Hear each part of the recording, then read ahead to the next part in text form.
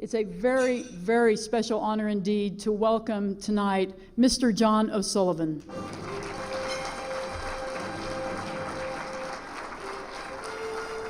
Jennifer, thank you very much indeed. Well, Jennifer, ladies and gentlemen, I don't think anybody could possibly have deserved that introduction that I got. Grateful though I am, Jennifer, that I got it. I will say that on an occasion when I was giving a speech some years ago, my mother was there, and they'd read out a list of things I'd done and jobs and so on, and she said, "Yes, I know, we're all very worried. John just can't seem to hold down a job." Now, I very much want to just begin by saying what a matter of a privilege it is for me to be here, and particularly to be here in an occasion associated with Tony Blankley. I met Tony through the world of journalism and in Washington politics. He was working at that time, of course, for Newt Gingrich. I was editing National Review.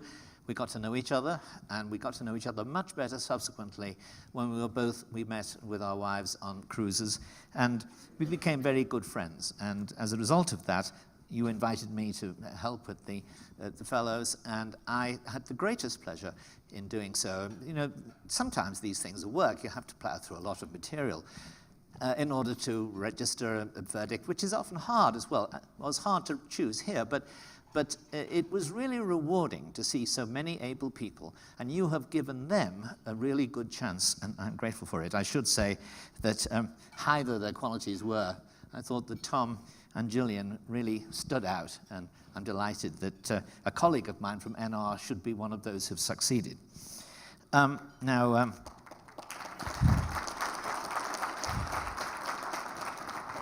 I'd also like to say that Gary Hoffmeister drove me here. He picked me up, and we had a terrific conversation about Broadway and music and so on. And I want to congratulate him. I knew he was a star of the Broadway stage, but I didn't realize that he could produce such a terrific rendition of what is actually one of the best national anthems ever written. And let me just say this, that you know, Thomas Beecham was a famous English conductor, a man of very self-confident imperial views, and he once produced an orchestration of the English national anthem, and somebody on hearing it said that he now realized that every other orchestration of God Save the Queen had been done by a Republican. Well, I have to say, having heard Gary sing the national anthem here, every other version I've heard sung has been done by a Liberal Democrat.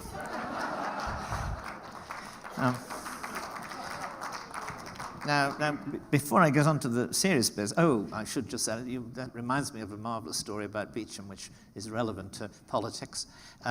He was at a cocktail party in the 1930s, and he found himself, as one often does, you know, next to somebody whom you know, but you can't put a name to the face. And he tried all his normal methods of finding out who he was talking to. None of them worked, none of the gambits worked. And eventually he used one that had never before failed, and he said to her, "What's your husband doing these days?" And she said, "Oh, he's still king."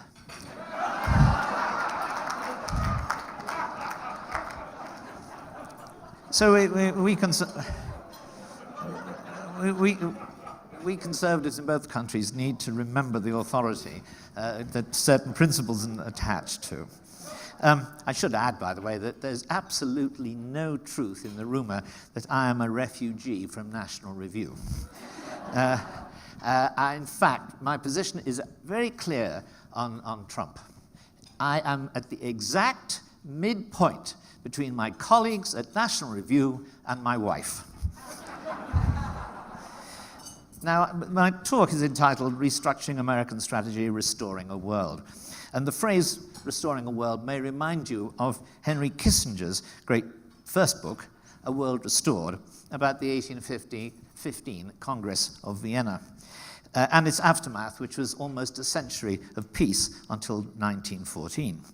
But there was another peace established in 1815 too, somewhat less precariously, which also ended in 1914. And that was the liberal world order made possible by the supremacy of British naval power and the growth of the British Empire outside Europe. Now, don't worry, I'm not going to go all parochial on you and preach the virtues of Imperial Britain. But that second peace outside Europe achieved an enormous amount in 100 years, including the abolition of the international slave trade and the massive wealth-creating investments that transformed life in the United States, Latin America, the Empire, of course, and, as Marx himself ruefully admitted, wherever capitalist trade made its way. Lord Palmerston described British imperial policy not as simple imperialism, but as follows. Our policy is trade without the flag where possible, trade with the flag where necessary. And under that slogan, and with the protection of the Royal Navy, a world economy, a liberal world economy, was created and flourished until 1914. The First World War weakened Britain to the point where it was unable to sustain this protecting role. But America, unfortunately, was not yet ready to undertake that role as we left it. Hence, what was described brilliantly this morning by Victor, the debacle of the 1930s, which led to the outbreak of the Second World War. There was simply no hegemonic power to keep order between 1914 and 1941. Well, that changed, obviously, on December the 7th, 1941.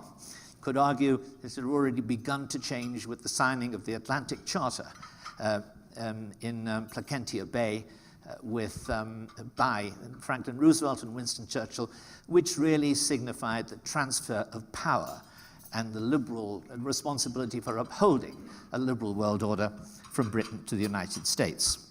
And that led in quite quickly afterwards, because of the victory in war, to the establishment of the United Nations, the General Agreement on Tariffs and Trade, and a whole series of international institutions, with America taking on the formerly British role of upholding all those things militarily.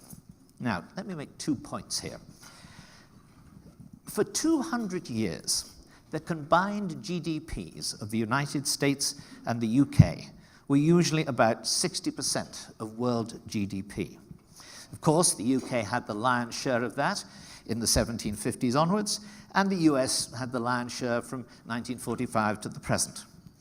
But the key fact is that the two liberal superpowers between them had the resources to uphold world order and ensure that world order was liberal for well over 200 years, is a fact that we don't pay enough attention to. Their joint approach, differing, but not by much, over the centuries, has been to support property rights, free trade, free investment, more or less free markets, the rule of law, and the freedom of the seas.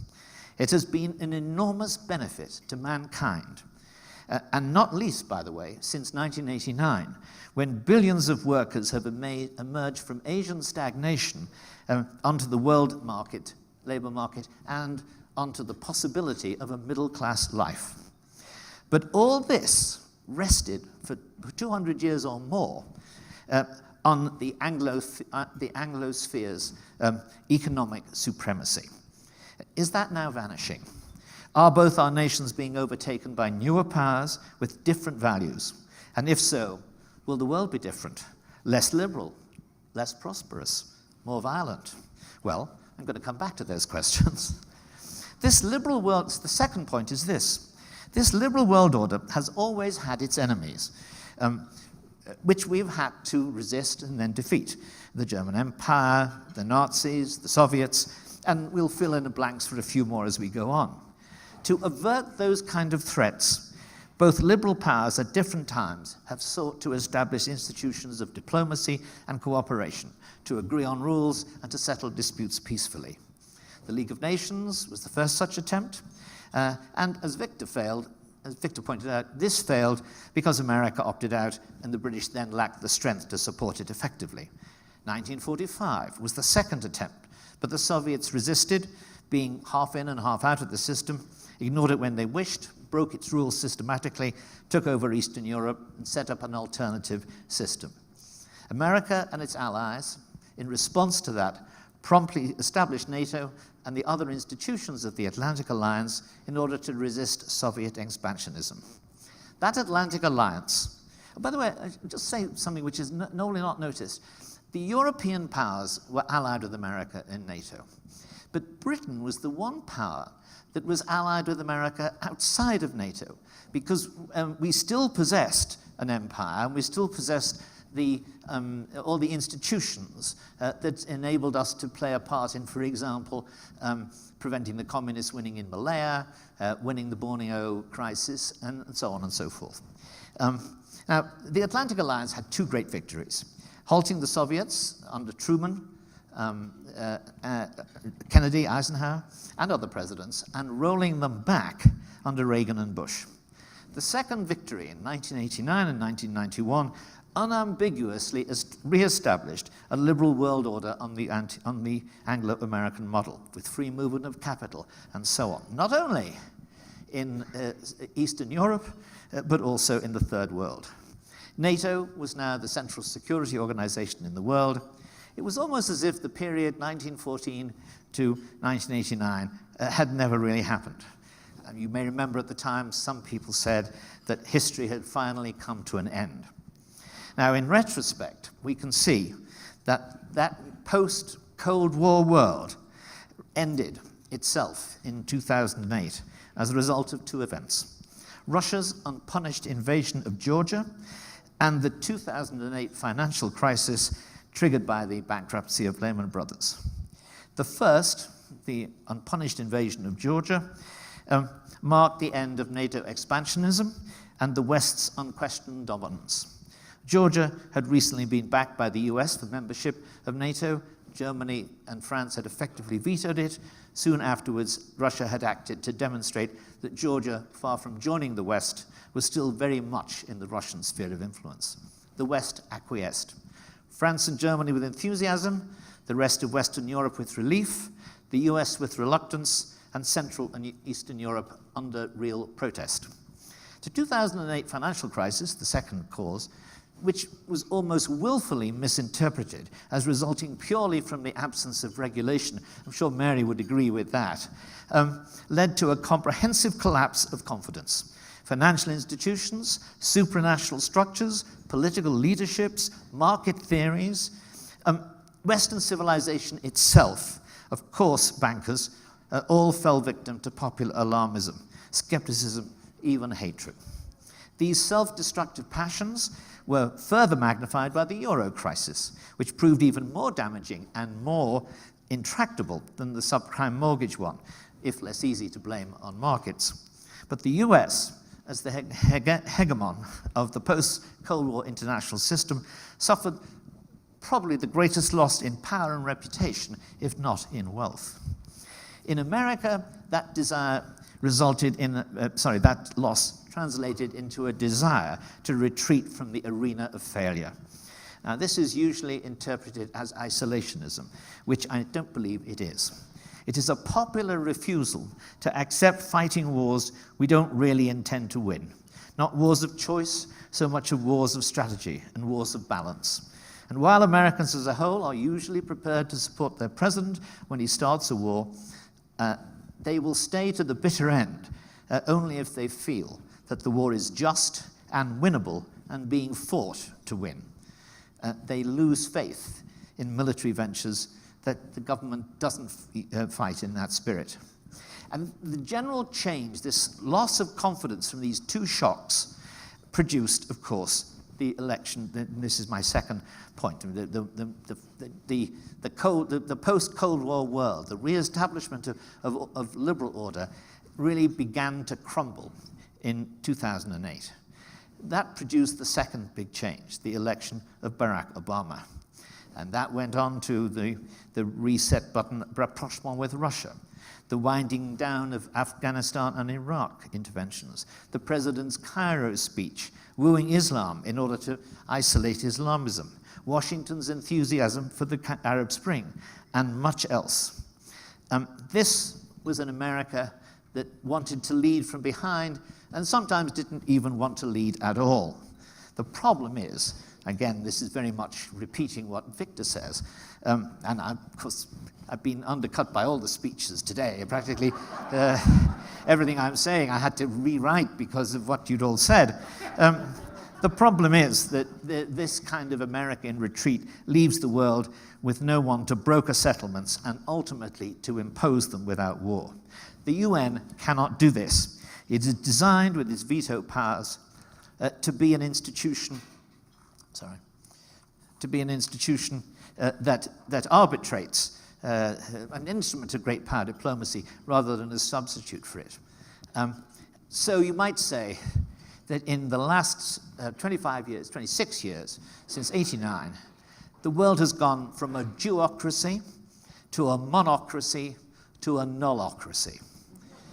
The result is that states and non-state actors with unsatisfied grievances and ambitions, some of them, I'm sorry to say, bad guys, feel free or freer to pursue their ambitions without taking Washington's likely response into account.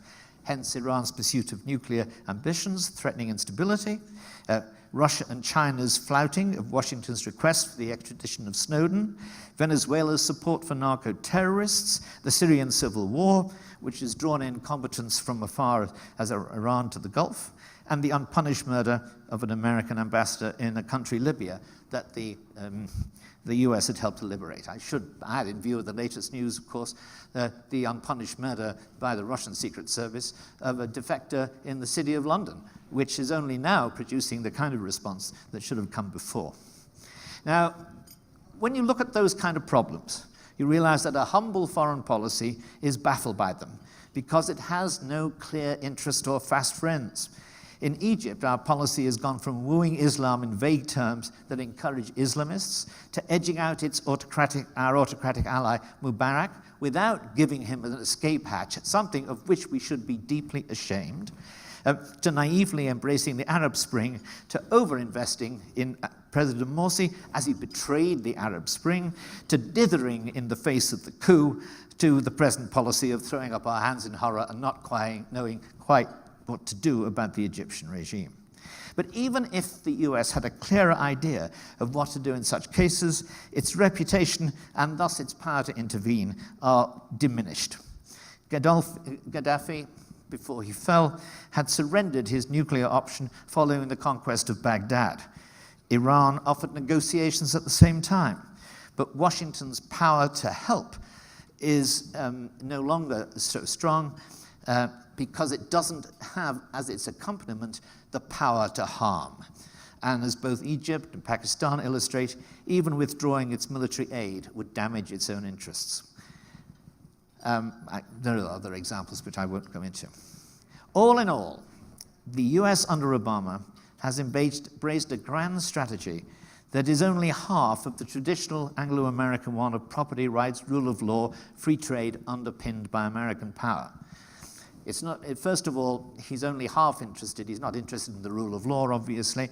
And I would say property rights don't figure largely in his imagination either.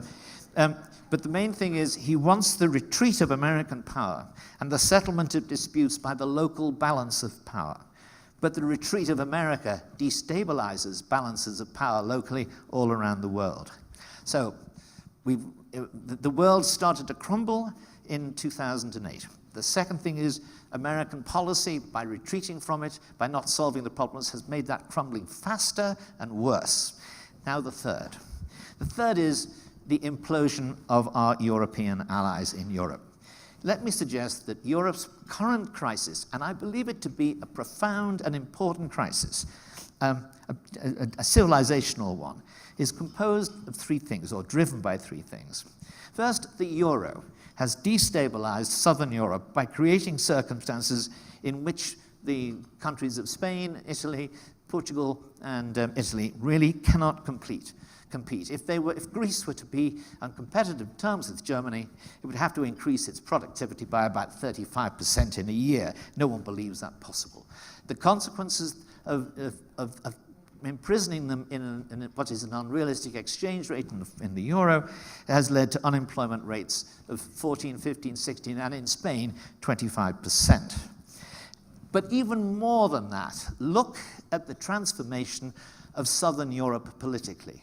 The 4 countries I've mentioned all had conservative governments of a kind 10 years ago. What they now have is either a kind of Trotskyist regime in Greece, or in Italy and Spain, and Portugal, they have regimes in which there is a conservative majority has been replaced by a left majority in their parliaments and by confusion in their form of government. We don't quite know what policies will emerge from such a confused situation. And furthermore, an even more sinister version of this is that if you look at the left in politics of those countries, the old, respectable center-left social democratic parties, I'm no friend to them, but at least your wealth wasn't safe, but your personal safety was guaranteed. They have been replaced by very left parties indeed, by parties which range from Trotskyists on the one hand to the fun anarchism of Dario Fo, whose play Can't Pay, Won't Pay is in fact the ideological inspiration officially for the Italian, I forget the name of the movement, but the left movement that's arisen there, and is in effect what those parties would like to pursue on the international stage. Now, so the euro crisis was the first effect. Secondly, the migration crisis. Now, the origin of the migration crisis in Europe is the agreement to abolish internal European borders without first properly securing the European Union's external borders. Added to that, encouraging people to come without knowing how many or how to accommodate them, the potential pool of immigrants from the Middle East and Africa is several billion people. And thirdly, a weak legal system that really deprives national governments of the right, of the ability to carry out deportation effectively. The result of all of this, as we've seen in Germany, but also, by the way, in France, is a civilizational crisis with very severe security implications. And the inability, as Victor pointed out, of a civilization as great as Europe to respond effectively to this crisis is the most worrying thing of all. And that stems from the third cause of the crisis, and that is profound disagreement on the nature of the EU. The Germans, the French, the Eurocrats in Brussels, they want to build a new kind of political unit based on hostility to the nation state. But peripheral powers like Britain, Denmark, and the Central European countries are devoted to the nation state, which to them represents the national personality.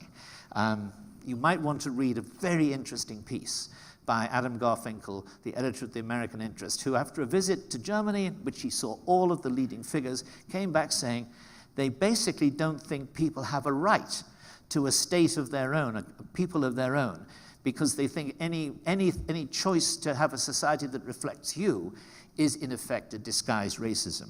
Now that's not what the people of Europe think, but the fact that the elites think that is going to makes the crisis very, very difficult to resolve. So the EU is changing its character without agreement, and we therefore must ask ourselves, how useful is Europe going to be as an ally of the US in upholding world power and world order? Fourth, the changing character of global institutions. Now, my colleague, old colleague at Hudson, John Fonte, is the real expert on this, but many of you may be aware of his work, in which he points out that the idea of global governance is growing as a justification for global institutions.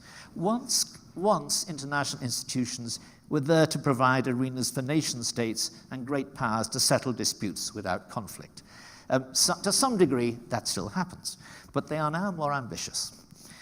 In shorthand, I would make this distinction, a distinction between supranationalism and internationalism. Internationalism makes international bodies the agents of nation states and governments. Supranationalism makes nation states and governments the agents of global institutions. That has a lot of that has very great significance in areas like climate change, law of the sea, human rights, refugee policy, and so on. But the context that is important here is in upholding international order, because the global institutions would like to tie down nation states like the United States in their job of upholding international order. I think it was John Bolton today who mentioned the fact that all the legal restrictions mean that 3/4 of the bombs on American planes come back unused because they can't guarantee, they can't meet the legal restrictions. Israel in particular has been a target of lawfare of a completely prejudiced kind. And what does it matter to Russia? Because Russia simply ignores Council of Europe rules and so on. So I would say we are facing an international environment in which the United States, in doing its primary job of upholding international order, with less and less support from Europe to be expected, finds itself operating in a legal environment in which it's very hard for it to act boldly in defense of its own interests or in defense of the general interest. China would be I think it's my fifth point. Well, others have discussed China, and I don't think I can add greatly, except one thing. China and India are growing powers, and they will have a larger and larger share of world GDP. It is therefore very important that we try to encourage India as opposed to China. I don't want bad relations with either, although I do want to defend myself against them if necessary. But India is part of our civilization more fully than China, because it's an English-speaking country. And we need to remember that the kind of liberal institutions that we take for granted exist also, and genuinely exist in India, even though, of course, they sometimes don't always meet our standards. But when push comes to shove, it will be very important that a power that is going to be as rich and powerful as India should be on our side, and we need to cultivate them. Now, the consequences. Well, we imagine how long have I got? No, seriously, I mean, have I got another 5 minutes or 10 minutes? Okay. Well, we imagine we know everything that Winston Churchill said. I mean, there are so many volumes of his history and reminiscence and so on, and quotations from him fill books. So it's a pleasant surprise for me to come across a quotation of Churchill's that I didn't know anything about. It appears in the winter issue of the American Interest in an article by Professor Eliot Cohen, himself a very distinguished historian. It's taken from a 1935 luncheon party held by a then famous American foreign correspondent, Vincent Sheen, in the south of France. It shows Churchill relaxed but combative, responding across the dinner table to clever people who thought he was attaching too much weight to Mussolini's invasion of Ethiopia. Very point about appeasement we discussed earlier. Churchill's demurred. The problem, he said, is not Italy or Ethiopia. It's not the thing we object to, he said. It's the kind of thing. You don't think that's a very good Churchill quote, do you? But wait. When asked by his hostess if the British had not committed that kind of thing many times before, Churchill suggested that Britain had done so in, he said, an unregenerate past. But since the Great War, a large fabric of international law had been established to restrain nations from infringing on each other. That was now at risk. In trying, I quote, "In trying to upset the empire of Ethiopia, Mussolini is making a most dangerous and foolhardy attack upon the whole established structure, and the results of such an attack are quite incalculable. Who is to say what will become of it in a year or 2 or 3? With Germany arming at breakneck speed, England lost in a pacifist dream, France corrupt and torn by dissension, America remote and indifferent. Madam, my dear lady, do you not tremble for your children?" Churchill's prescience, as always, is remarkable. What followed, of course, was the Second World War. Whether or not the children of Churchill's hostess were among the victims, Mussolini was. He ended up hanging upside down in a Milan piazza. Like Churchill, however, Professor Cohen was less concerned with the thing than with that kind of thing. In his case, not so much Putin's de facto invasion of Ukraine as its impact upon the post-Cold War structure of international order.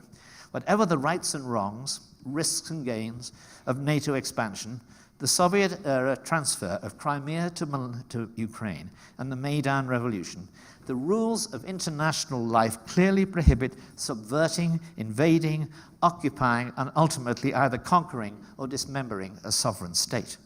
Such actions are the kind of thing that signal a wider breakdown in civilized international conduct and increased security for all states. Ukraine is a particularly instructive example of the kind of thing because its sovereignty and borders were guaranteed in the Budapest Treaty by Russia, the United States, and the United Kingdom in return for its handover of nuclear weapons. In effect, Ukraine decided to entrust its security to international law rather than to military resources. But international law is in the end dependent upon the decisions of sovereign states to observe, support, and even implement it. Even if Russia had legitimate claims to Crimea or some wider sphere of interest, which is highly dubious, it had accepted a duty to settle such claims by peaceful means. As we know, however, Russia used its sovereign power to override such law by invading Ukraine. Now, in the last 2 decades, especially since the US invasion of Iraq, there has supposedly been a kind of semi-philosophical division in the West on attitudes to international order. Americans were said to be Hobbesians from Mars, Europeans Kantians from Venus.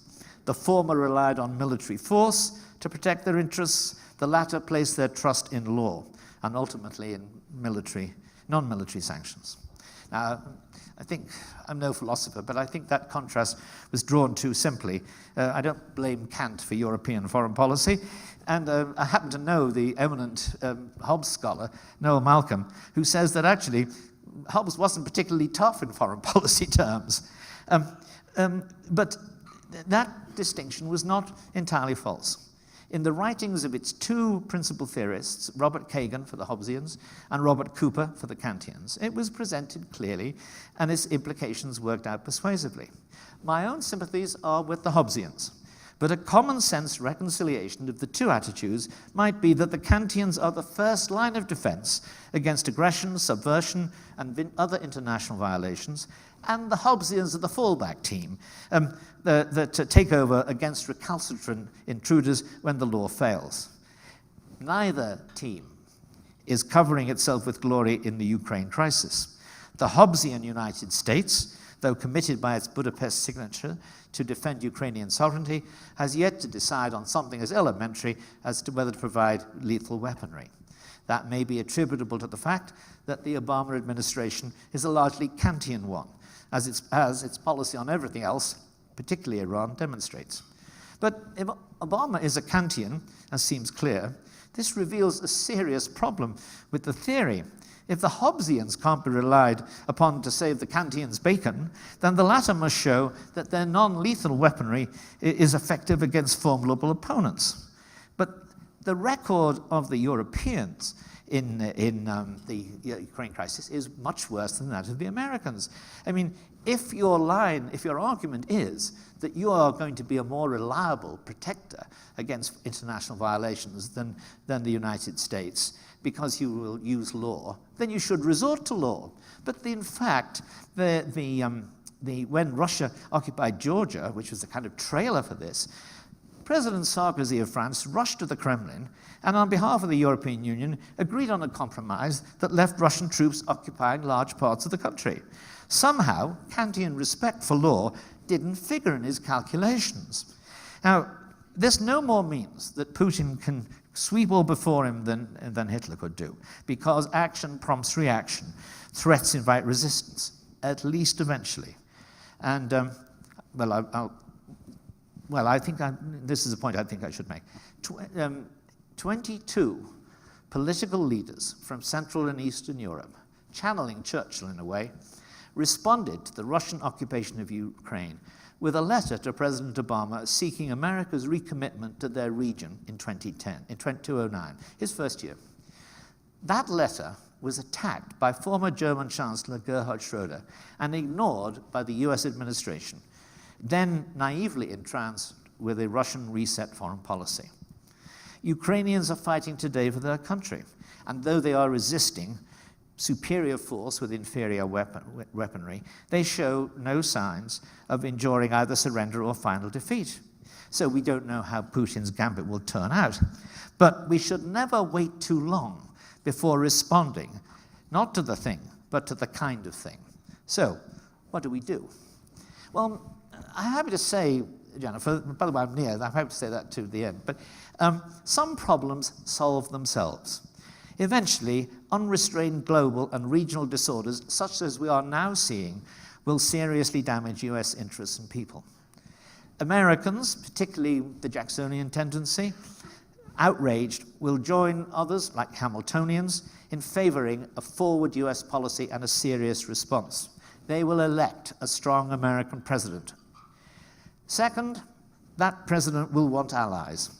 At present, indeed, one of the things that as Victor made clear, it's going to take a long time before we have a lot of options. We're going to have to do what Reagan did. We're going to have to start building up our defense forces, encouraging our allies, really bullying them to do the same, and in taking 1,000 other steps diplomatically and in other ways to point out that America is back, and even if at the moment we're not in the position that Reagan left us in, we will be in time, and other nations should take account of what we will do then. Now, a strong American president who does that will want allies. At present, I was just about to say, one of the things that I think is rightly being done by the American administration is to try to build up effectively an Atlantic economic union, potentially the world's largest free trade area with more than half its GDP. That would help to take account of the rise of China in economic terms. And it could be, if ambitiously conceived and carried through, solve many other European problems. From Turkey's EU application through saving the euro to establishing federalists and enabling federalists and sovereigntists to pursue their causes in the safe haven of a wider body. But Europe will be an uncertain ally for all the reasons I gave. NATO must be kept. We must get the allies to spend more than a miserable 1% that the Germans and most other Europeans spend on it. And we must demand more support for the strong US policy such a president would do. And if they don't? Well, in that case, without breaking NATO, because it would be foolish to do that, we should nonetheless look for not alternatives here, for accompanying relationships. And here is where I mention, again, first India, and then Brexit. India, I've already said, is an important country. It's populous. It's got a reformed economy. It will reform further. It will have its ups and downs, but I think it's going to be a very important country in future years, a rich one.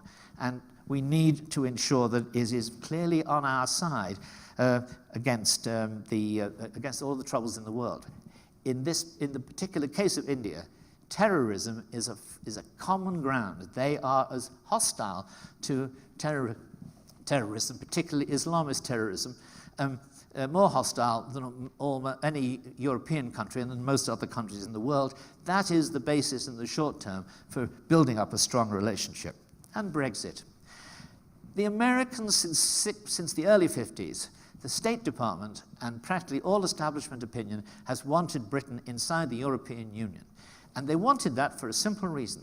They felt that if Britain inside would be moderating any anti-American tendencies, either diplomatically or in terms of trade. I see that argument.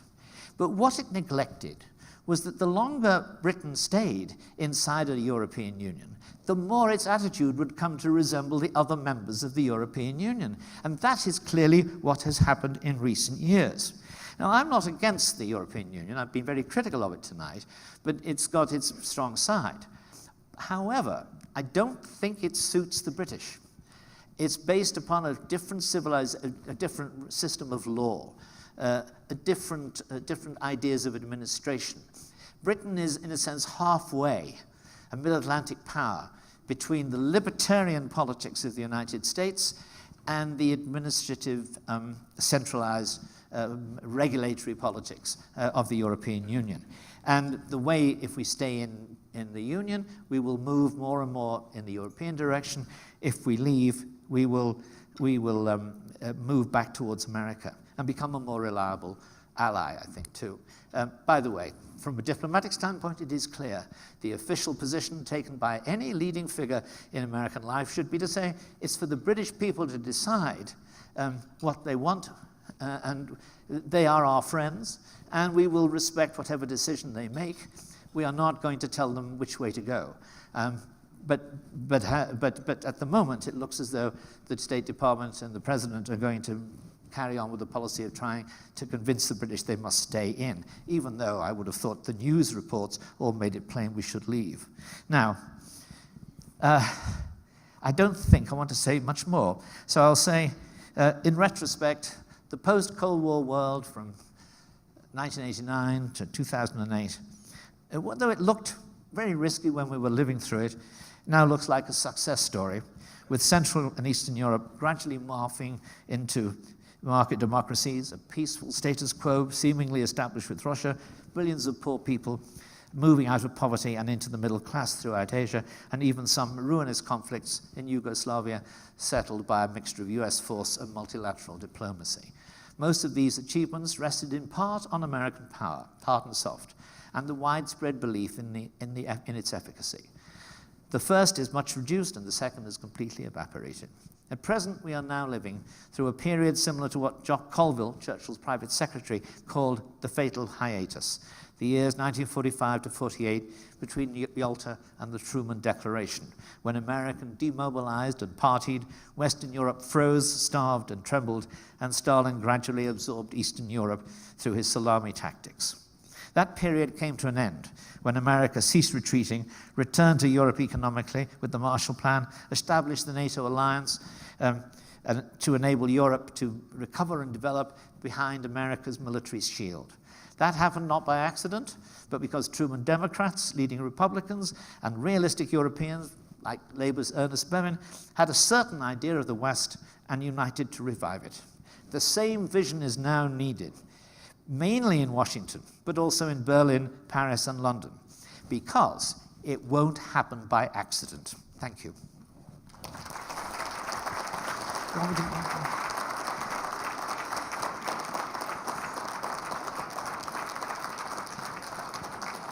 you want me to come down?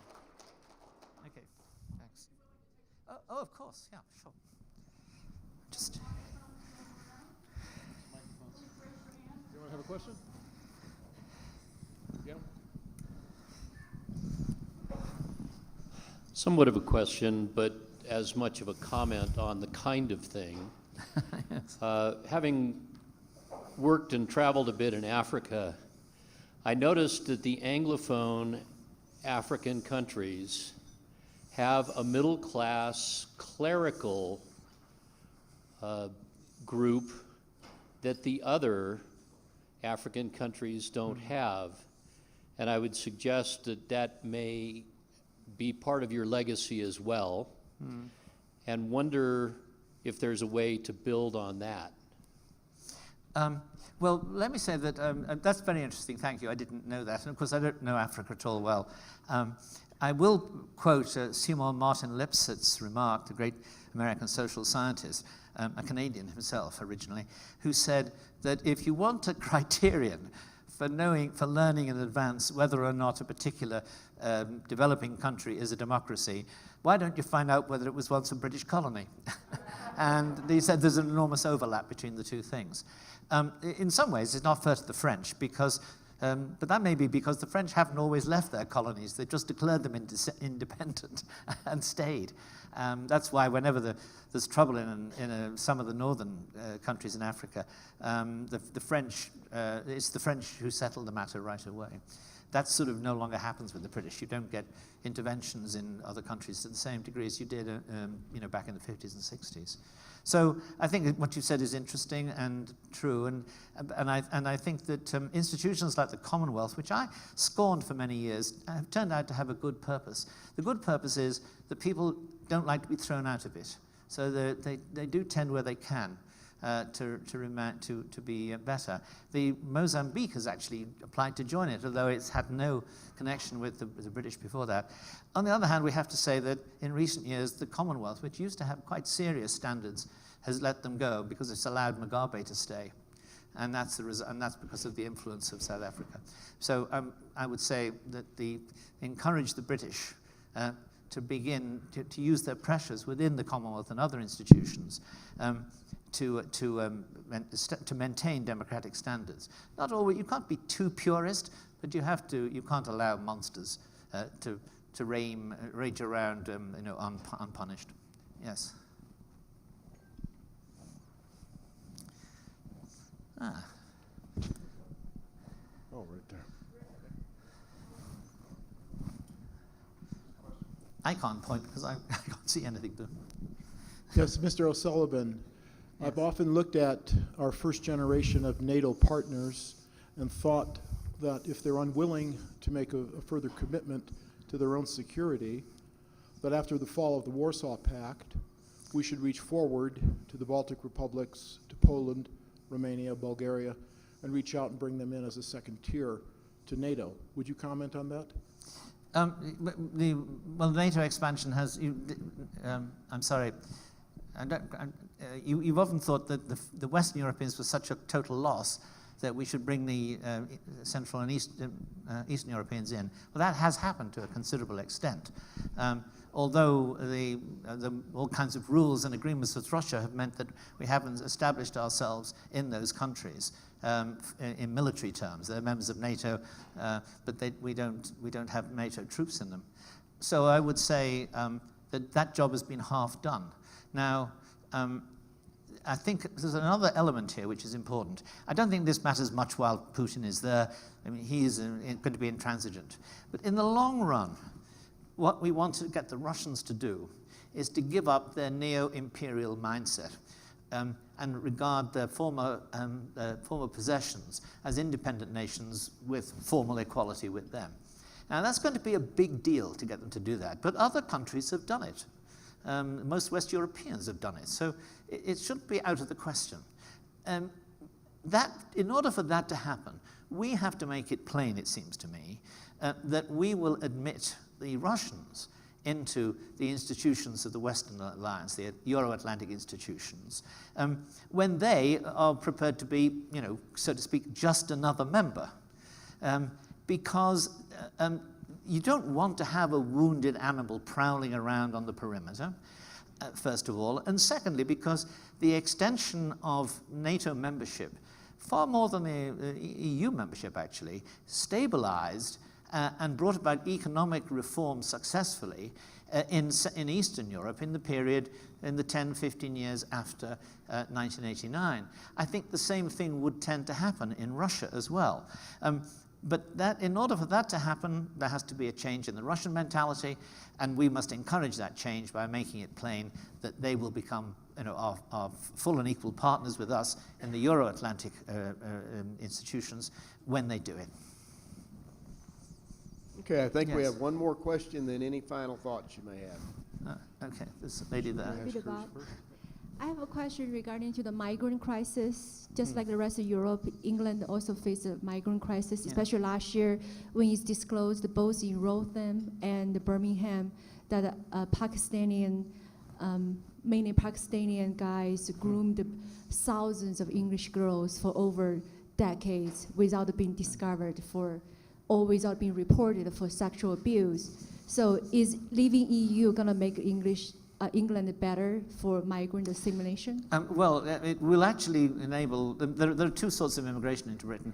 There is the immigration from the EU and immigration from non-EU countries. The immigration from non-EU countries, the British government can control and does. In my view, not sensibly or effectively, but it does have the power. And you can't just come in if you're from India or Africa. You can't just come into Britain. If you're a member of if you're living in an EU country, you can. Let's say the British are not. You have an absolute right to residence and citizenship in England. So getting control of immigration as a global total can't be done while the British remain in the EU, and everybody knows that, and that's why the British government is producing all these fancy ideas which actually don't directly control immigration, but which they say will discourage it. No one really believes it, but that's the reason. Now, you're quite right. There was a very, very serious and horrifying series of events in which people in about 30 cities, you had they're described always in the newspapers as Asians, but everybody knows that they were in fact Muslims, and they were generally from Pakistan, one or two other places, but mainly Pakistan. The Sikhs and the Hindus are extremely irritated at the term Asians, which they feel spreads the blame to them. This resulted, it seems to me, from something that is not only it results from two kinds of cultural problem. A Muslim cultural problem and a Western, particularly English cultural problem. The Muslim cultural problem is that Islam, not necessarily to do with doctrine, but it encourages two superiorities. It encourages Muslims to feel superior to all other people, and it encourages male Muslims to feel superior to women, whether they're Muslim or not. And that produced in the English cities you're talking about, feelings of contempt towards the young English girls. They were almost all English. They were generally described as Christian, though that is a social and not a religious description. And so they were horribly treated. I mean, they were raped, they were groomed to be prostitutes, they were physically badly beaten. When they or their parents went to the police, they were not given any help. In some cases, the police returned them to their assailants. Why did that happen? I mean, in the England in which I grew up, this is completely absurd. I mean, you can't imagine it having happened. Now, the answer is that there is a complete loss of confidence, self-confidence and morale in English society and in British society more widely, less so in Scotland. There is a cultural masochism, and there is a sense that we have no right to judge others, it's their culture, we mustn't be seen as racist. And I have to say the Muslim leaderships in the civic leaderships played this card quite well, so that they, in a sense, said to the police, let us handle this, and they didn't handle it very well, and the police let them do so. So we have to do two things. We have to recover our own moral self-confidence and assert that we are a decent people and we have a right to the kind of society which we've created, which is a better society than most of those on this earth. It's the same right, it's the same self-confidence that you should have than that most of the European countries should have. The second thing we have to do is we have to be candid with Muslims. I mean, not every Muslim behaves badly, of course, we know that. We know it's maybe a minority, whatever. That's not the point. The point is to say, you've come to this country for all kinds of good reasons, but since you've come here, you have to accept the kind of standards in which we have evolved over the centuries and which we believe are fair and decent. Now, if you are a civic leader, a person of influence, holding down a respectable middle-class job, we expect you to tell your co-religionists that they can't behave in the way that they have done, that they are bringing shame to their community, and that you won't tolerate it.